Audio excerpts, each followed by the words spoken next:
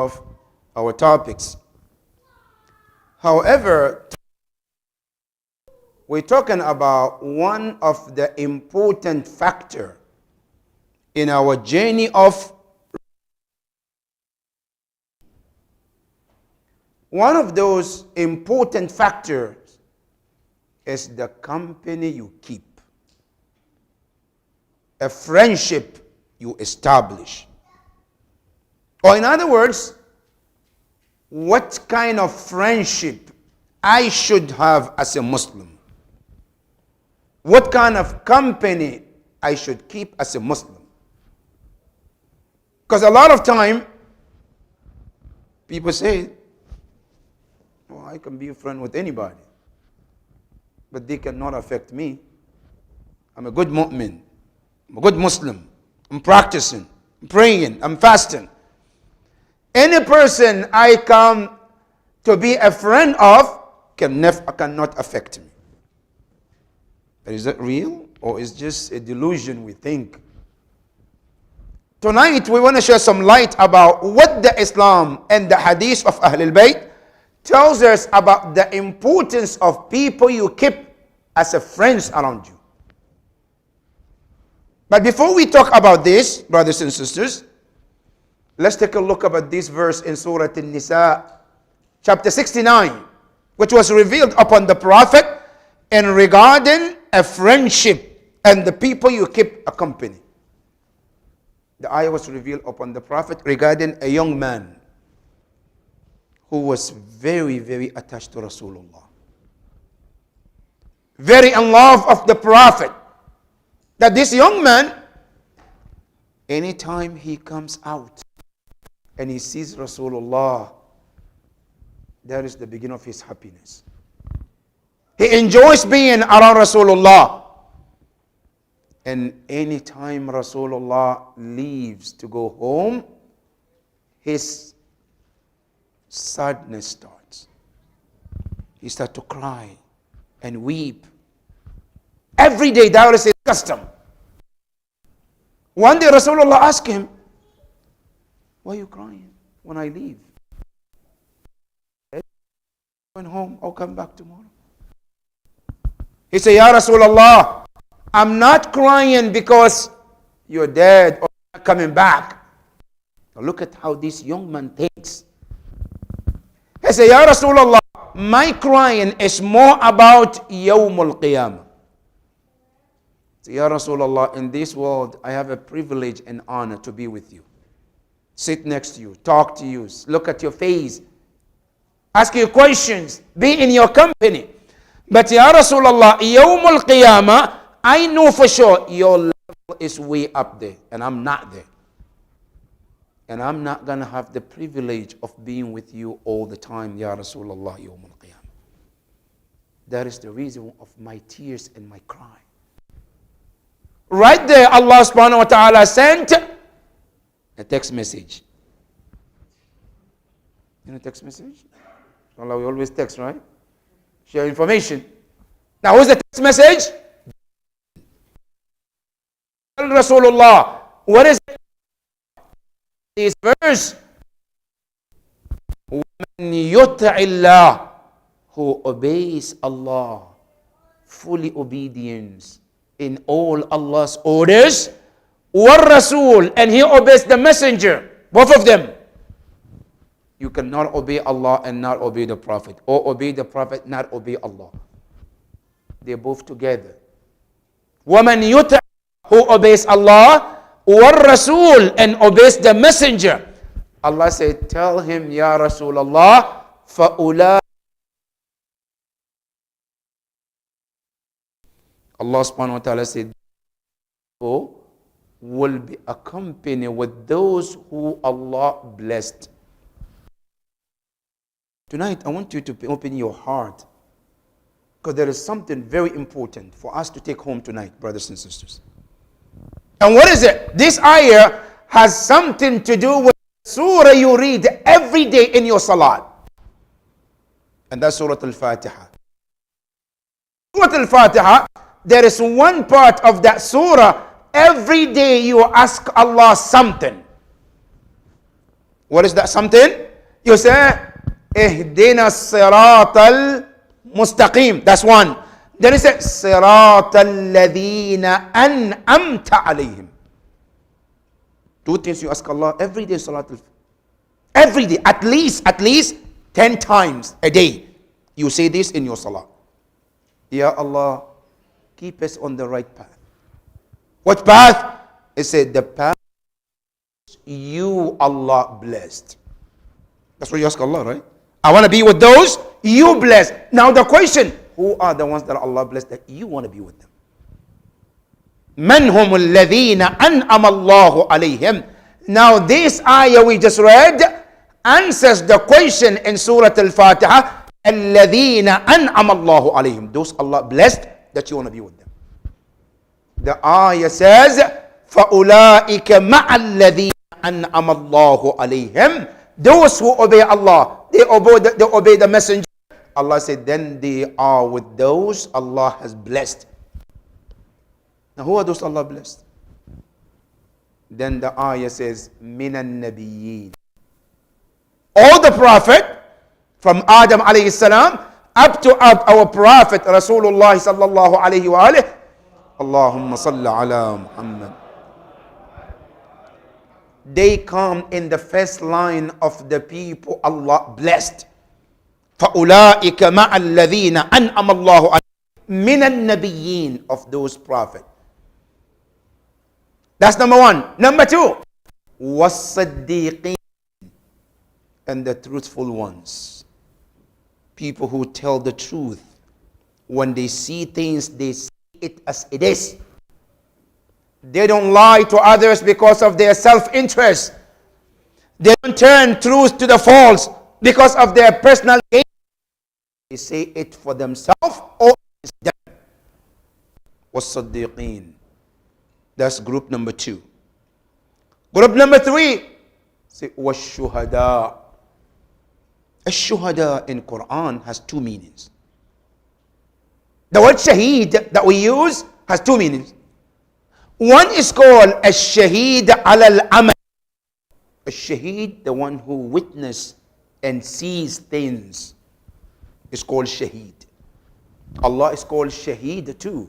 When you look in the 99 names of Allah, one of his names is ash-shaheed. But ash-shaheed here means he witnesses every details about our a'mal. That's called shaheed. That's one meaning. The second meaning of the word shaheed is a person who is slain or killed in the cause of Allah. Like we call imams, shaheed. Means a person who has been slain in the path of Allah. Now, they believe never use the word shaheed, meaning the one who is killed in the path of Allah. They said that every word shaheed comes in the Quran, it means the witness on the actions. So they say the word ash-shuhada means those who witnesses. By the way, you know, according to the Quran, all what we do, our actions, there are certain individuals Allah created, they are called recorders. They witness and they record. And Yawm al-Qiyamah, what will they do? They will tell Allah what they saw and what they witnessed. And you know, one of those individuals are our Imam. Now, just between the parentheses, just want to say this, because a lot of time people ask about our 12th Imam, especially the youth. They say, what is the benefit of having Imam we cannot get access to? An Imam is supposed to be available. We can ask him questions. We can learn from him. He can answer our questions. He can guide. He can lead. He can mentor. He can lead salah. But this Imam has been absent for years. Now what good does he do for me? That's the question. And it's a good question too. But the answer is here. You got to understand the responsibility of Imam is two kinds. One kind is called mas'uliyah. which means the apparent responsibility, which is guiding, teaching, educating. That's one, right? But then there is al-mas'uliyya al-batina. They have hidden responsibilities too, which you and I don't know about. One of them is to witness your a'mal and my a'mal to tell Allah Yawm al-Qiyamah. So whether you see Imam or you don't, he does his job too. That is one. Number two, another one that Imam does is to also look over your a'mal every Tuesdays and Thursdays. You know our a'mal, everything that we do, it presented to Imam every Tuesday and every Thursday night. And for those who might think Imam is not doing anything for me, now listen careful. When a book of your deed comes to Imam in front of him on Tuesdays or Thursdays, he does two things for you, but you don't know. Number one, as he sees some of the bad deeds, he does istighfar on your behalf. That Imam that you think he's not doing anything for you, huh? He does istighfar for you. That's one. And number two, then they make dua on your behalf for Allah to protect you and guide you. That is your 12th Imam. That's one of the things he does, but you don't know it. A man came to Imam al-Rida alayhi salam and he said, Yabna Rasulillah, ud'u Allah Ali, make dua for me. Then Imam al-Rida said, Awala a'fal? Don't you know I make dua for you? He said, how? I never knew that you make dua for me. Then Imam says, Inna a'malakum, your a'mal, your deeds, tu'radu alayna. It's every Tuesdays and every Thursday. فَمَا كَانَ فِيهَا مِنْ خَيْرٍ. Any good deed, we pray to Allah for you to increase your tawfiq, to continue to do good. وَمَا كَانَ مِنْ شَرٍ. Whatever comes in that good book of deeds, of evil or bad, we make dua for Allah to forgive you. And I'm going to tell you this, brothers and sisters, to understand how important these imams are in our lives, whether we know or we don't know.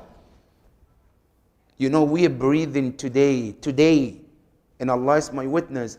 It's not because of you or me, it's because of the imams. You and I are living today, it's because of the barakah of Ahlul Bayt. You know why?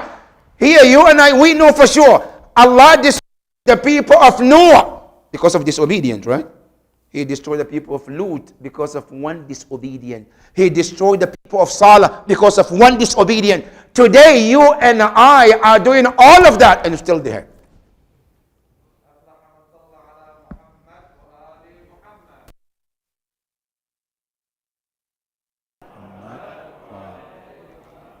Do anybody think Allah Allah let us still survive because we keep nice looking guys and Allah say, okay, you guys are cute, so stay? Think that what it is? Listen to the Quran. Allah said in the Quran, وَمَا كَانَ اللَّهُ مُعَذِّبَهُمْ وَأَنْتَ فِيهِمْ. Ya Rasulullah, I'm not going to punish them as long as you are among them. وَمَا كَانَ اللَّهُ مُعَذِّبَهُمْ وَهُمْ يَسْتَغْفِرُونَ. I'm not going to punish them as long as they do istighfar. Who are وَهُمْ يَسْتَغْفِرُونَ? In Tafsir Ahlul Bayt, هُمْ أَهْلُ بَيْتُ النَّبِيِّ. They're doing istighfar for you and I, and that istighfar is saving us. That is the benefit of Ahlul Bayt alayhim as-salam. So for that matter, one of the a'mal of Ahlul Bayt alayhim as-salam is to do istighfar for you and I every day. And Allah is telling you in this ayah, it says, فَأُولَٰئِكَ مَعَ الَّذِينَ أَنْعَمَ اللَّهُ عَلَيْهِمْ. Those Allah has blessed with. And those are النبيين, the Prophet. وَالصَّدِّقِينَ, and those who are truthful ones.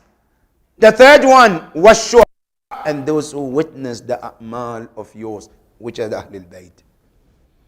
وَالصَّالِحِينَ, and the righteous servant of Allah. Then Allah says, وَحَسُنَ أُولَٰئِكَ رَفِيقًا. And those people, they have the good companion. Good company is those people. To have a company of Nabi or a Shaheed or as-salihin, or these chosen servants, that is the best company you can ever. That is one tafsir. But there's another tafsir also from Ahlul Bayt. Who are the Nabiyyin? They said this individual that the ayah mentioned, فَأُولَٰئِكَ مَعَ الَّذِينَ أَنْعَمَ اللَّهُ عَلَيْهِمْ مِنَ النَّبِيِّينَ. They say النبيين here is nobody but الرسول المصطفى Muhammad. Allah. That's number one. And number two, was-siddiqeen. They say as-siddiq is al-imam amir al-mu'min. Imam Ali is known as Siddiq al-Akbar. So an-nabiyyin is Rasulullah. And then the second one, as-siddiqeen, referring to Imam Ali alayhi salam. Now the third one, was-shuhada, is al-shuhada al-Hasan wal-Husayn. Allahumma salli ala Muhammad wa ali. Was-salihin are the rest of the a'immat of Ahlul Bayt alayhim as-salam. Wa hasuna ula'iqa rafiqa. Say this is the best friendship you can ever have. Now, as we speak about the importance of friendship and people you keep company, it's extremely important, brothers and sisters. Number one, it is mentioned in the hadith of Ahlul Bayt, يحشر المرء يوم القيامة مع من أحب. Number one, you have to understand, يوم القيامة, we will be raised with the people we choose to love and be their company. So you have to understand the importance of having a company, a friend. Now, if you don't want Allah to be with you يوم القيامة, you shouldn't be in their company here in this world either. That's number one. Number two, you have to understand the importance for you to keep company, because in Islamic philosophy, they said there are two in philosophy. They said everything in this universe has two causes, is important and necessary. Number one is called al-mujid. Al-illa al-mujida, the cause of existence, a cause that brings something to existence. Everything that exists has illa al-mujida, the cause of existence. Nothing comes randomly. Nothing happens without a cause. Everything has a reason. Now, after that, there is another one, and it's called al-illa al-mubqiya, the cause of protections or the cause of keeping it. Example, now, you plant a tree, right? You put a seed in the hole, you cover it, you pour the water, right? That's called illa al-mujid. You exist that tree. But that tree needs another thing too, and it's called illa al-mubqiya. The cause to protect it, which is what? Giving it water, clearing the weeds, making sure that it doesn't cut, or not making sure that the rain doesn't come and takes it away. You protect it to make sure that it survives. Now, in doing so, when a person chooses to take a path of change, and you follow all the steps, you have to be mindful of the obstacles of the people you keep company. There are certain people, when you keep in their company or you keep them as a friend, what they do, they steal that beautiful blessing that Allah away without you even noticing. You know, one time, Luqman al-Hakim, Luqman is one of the greatest people in the Quran. Luqman al-Hakim wanted to teach his son how important is and keeping people that you keep around you, people you keep company with. And he said to his son, I want to teach you something.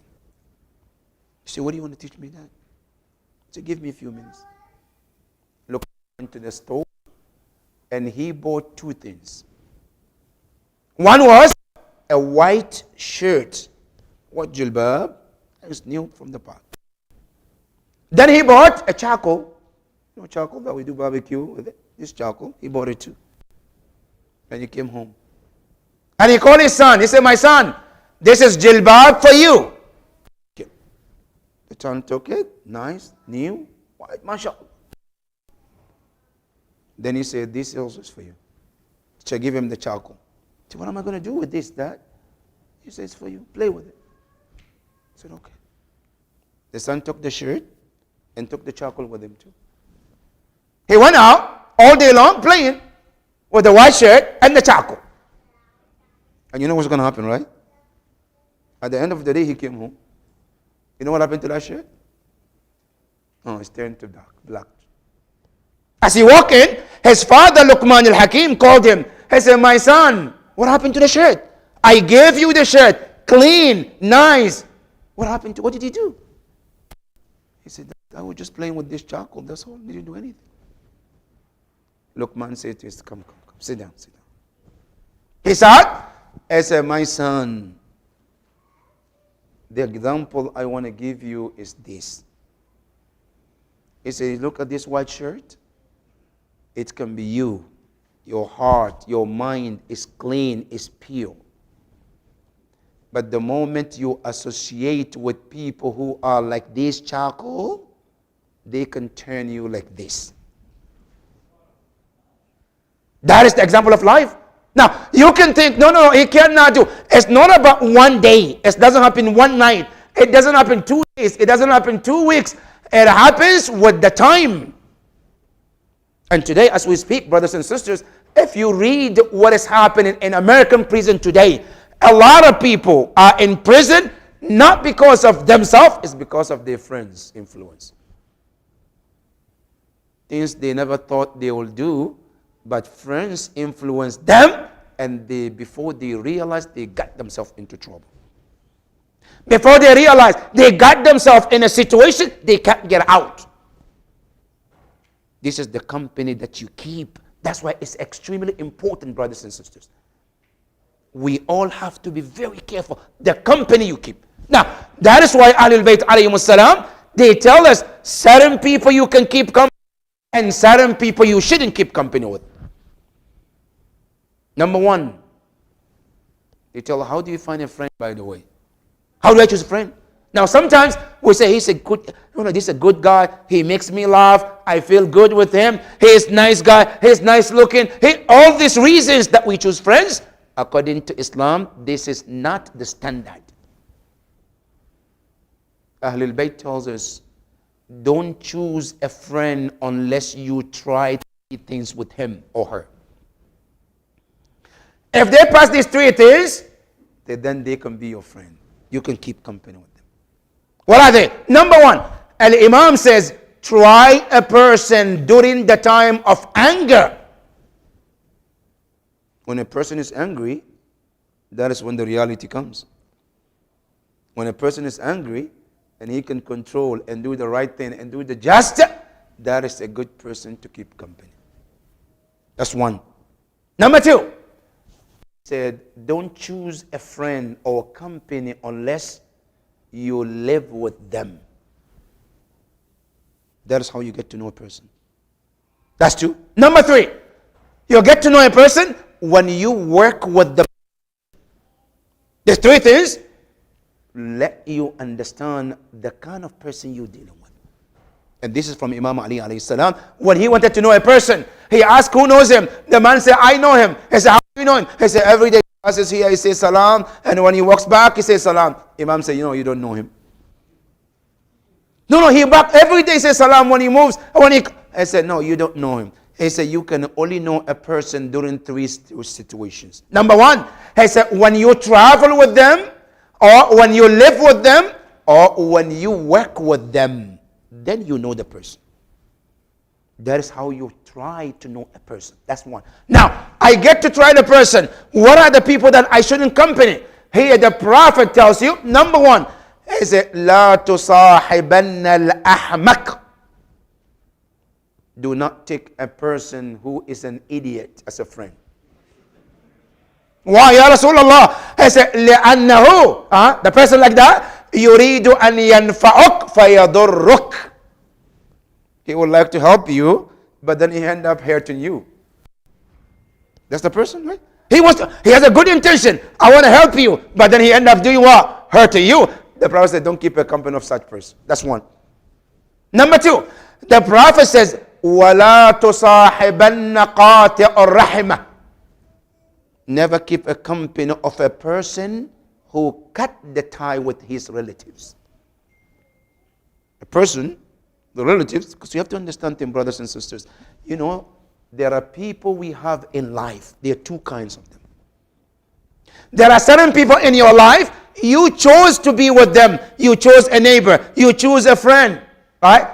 But there are certain people, Allah put them in your life without you or without your suggestion. One of them, your parents.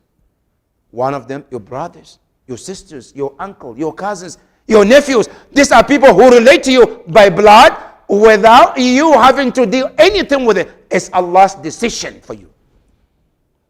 Here, Islam says, don't cut the tie with them because of silly reasons. Sometimes, a silly reason, somebody doesn't talk with his brother or his sister or his nephew.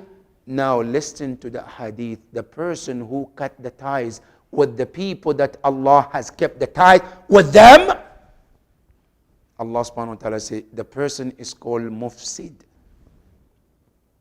الذين يقطعون ما أمر الله به أن يوصل ويفسدون في الأرض. Allah subhanahu wa ta'ala said, those are the corruptors of the earth. Now I have a relative, he's not a good person. Islam says, under no circumstance you should cut the tie with them. Yes, you can distance yourself, but don't cut the tie with them. And you know why? In a hadith, when you cut the tie with the people, Allah said you should keep the tie with them. That should cut your life short.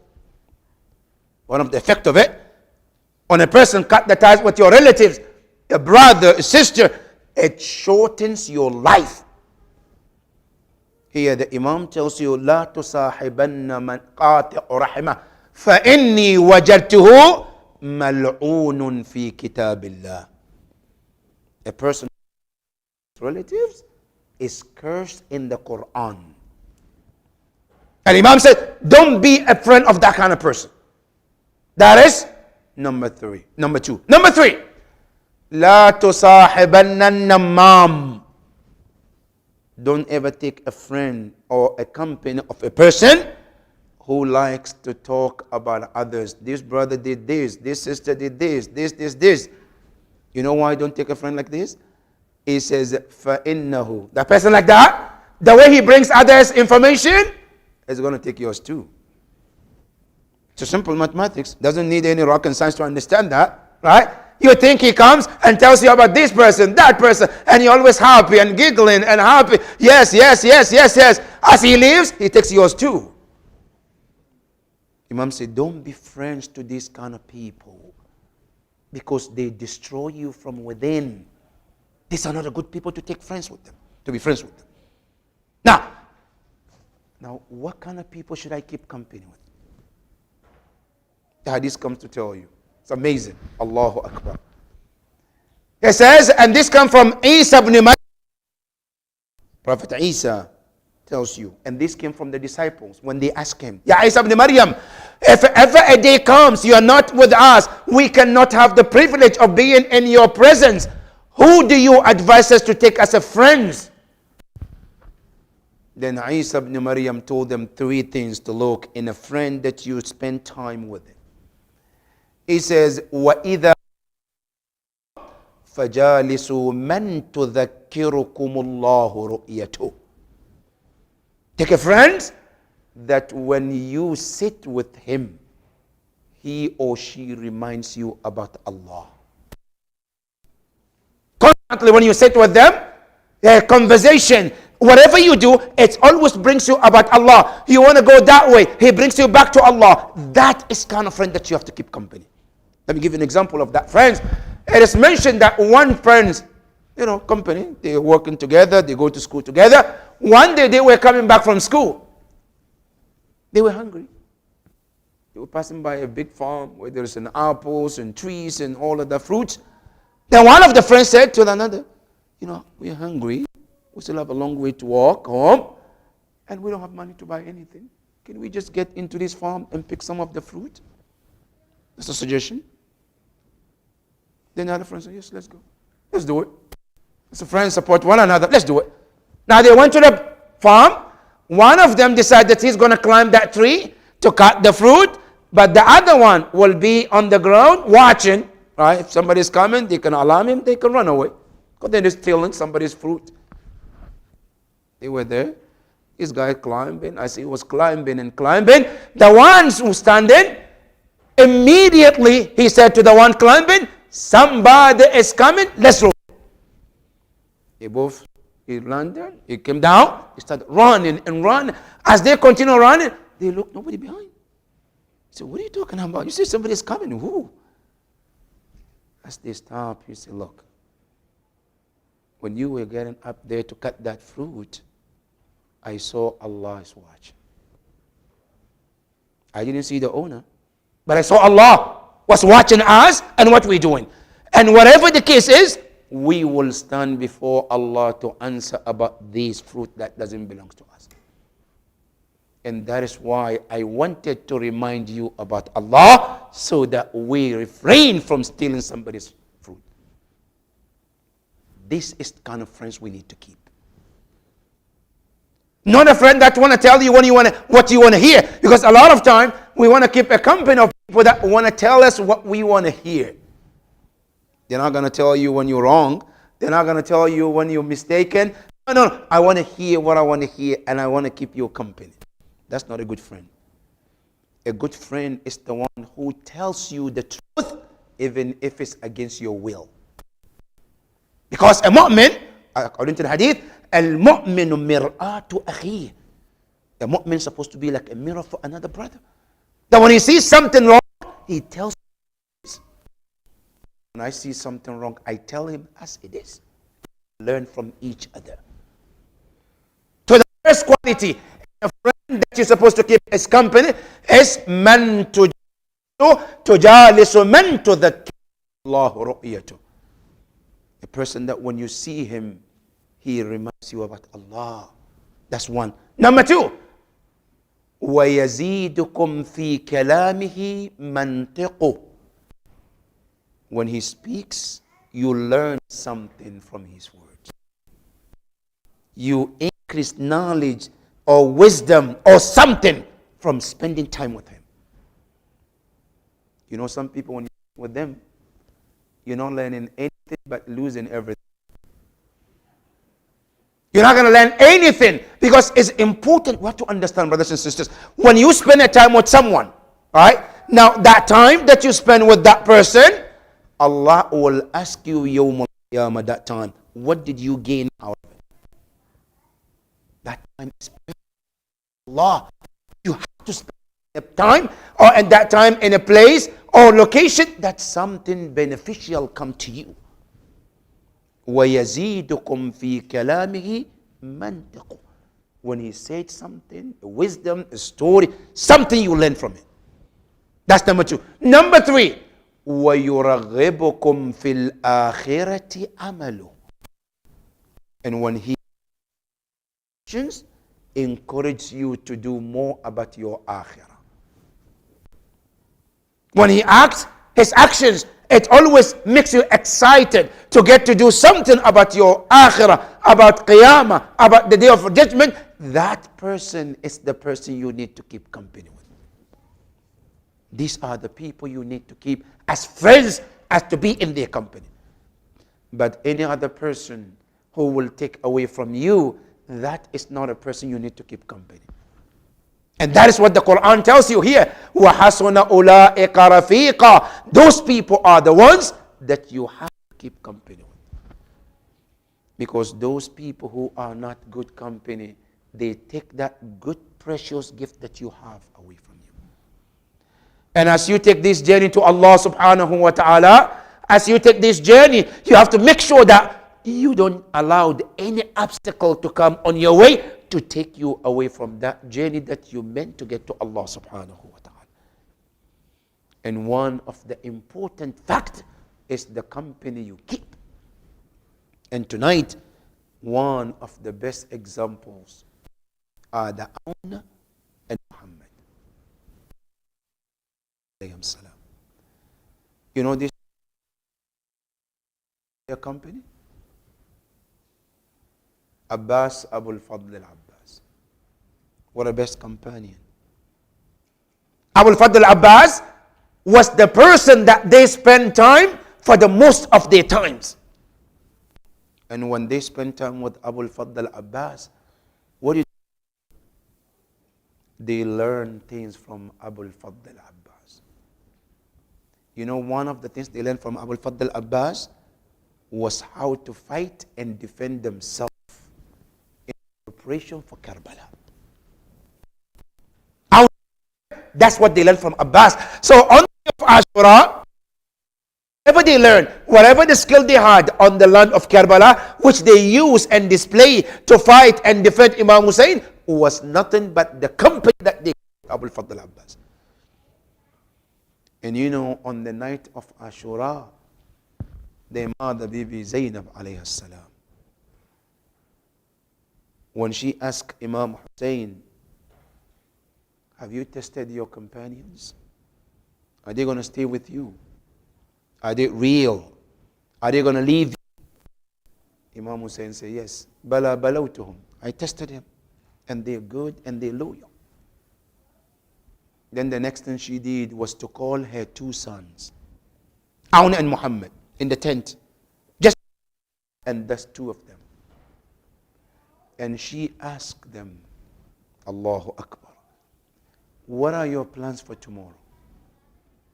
Allah, what a mother, huh? Zainab alayhi salam. He's asking her two sons, what are your plans for tomorrow? Then they said, Mother, we're planning to fight with our uncle Imam Hussein. But Zainab has a different answer. It's not about fighting. She said, I want you to brighten my face in front of our mother Zahra. Allahu Akbar.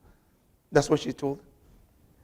Then they said to their mother Zainab alayhi salam, she said, yes, mom, we promise you, tomorrow we will make sure that we brighten your face in front of our grandmother, Fatima Zahra. Zainab alayhi salam, she was impressed to hear this from her sons. On the day of Ashura, after all the companions were killed, then the turn of the Ahlul Bayt came in place. One after the other, Zainab alayhi salam, she will hear Ali al-Akbar is killed, or this person, but she haven't heard the Aun or Muhammad. She calls them, Ya Aun, Ya Muhammad, come. They came. Why are you still here? I thought we had a conversation. You want to brighten my face in front of Fatima, our mother. Why are you here? And then they said, our mom, our uncle doesn't give us the opportunity. We have asked him several times. He will let us. But can you please talk to Imam Hussein and ask him and beg him to give us the opportunity so we go and brighten your face in front of Zahra alayhi salam. Imam Hussein alayhi salam was in the battlefield. Zainab goes to him. My brother, I want to talk to you. Imam Hussein comes. Why don't you let Aun and Muhammad to the battlefield? Imam Hussein alayhi salam says, Ya Zainab, they're too young. And more importantly, they remind me about their father. Whenever I see them, I see their father. And I hate to let them go and get killed at this age. I don't want to. You know what Zainab said to Imam Hussein? She said, Ya Aba Abdullah, you let Ali al-Akbar go. And he became shaheed. And you let Ali al-Asghar go, and he is the youngest of all of them. And you gave him for the sake of Allah, and you are not letting Aun and Muhammad to go. And she said the same thing, Ya Aba Abdullah, they have to brighten my face in front of our mother Zahra. Imam Hussein alayhi salam, he said, if you insist, Ya Zainab, I will give them the permission. Before they left to the battlefield, Abu al-Fadl Abbas called them. He had a talk with them. Ya Aoun, Ya Muhammad, do you remember the techniques that I taught you? They say, yes, we remember. Do you remember this? Yes. Do you remember how you defend? Yes. Do you remember how you attack? Yes. Do you remember how you mislead your enemy? Yes. Do you remember? Yes. He told them everything.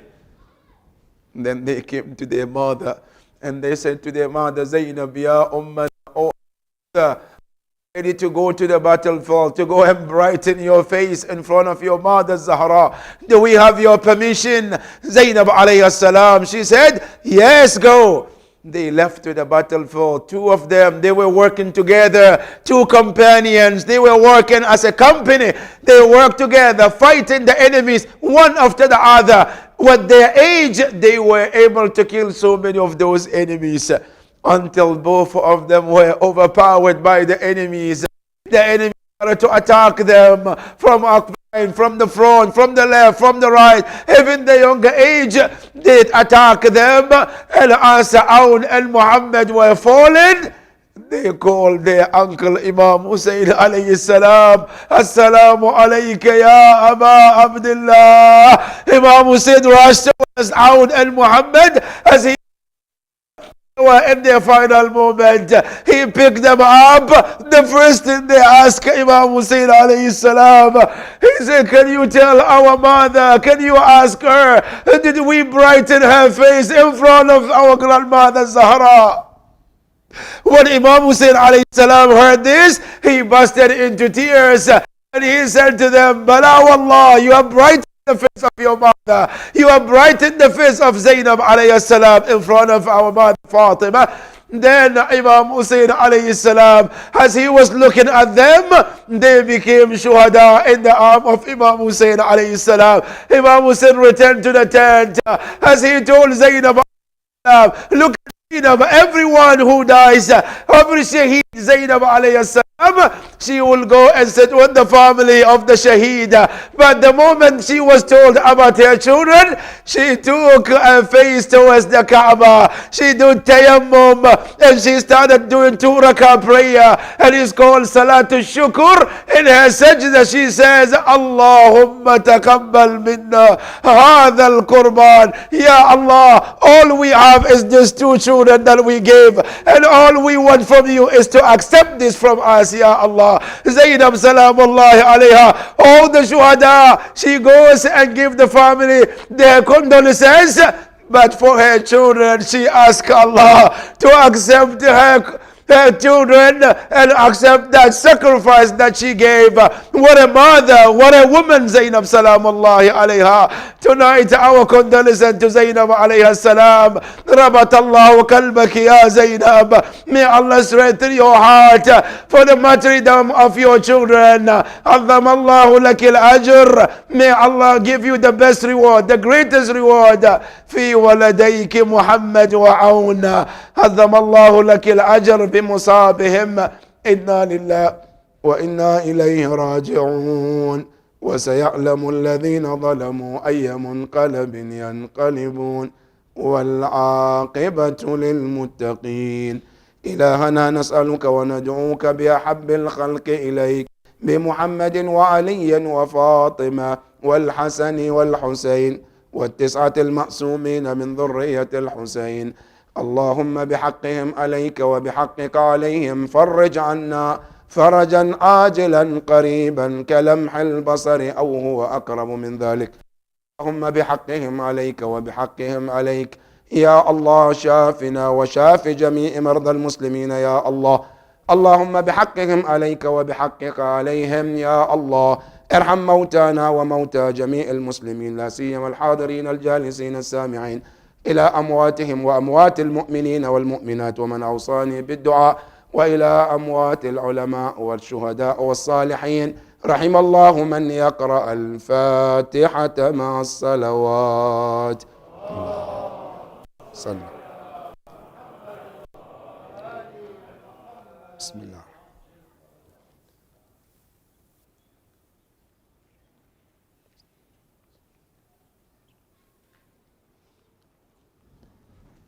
يا حسين يا حسين يا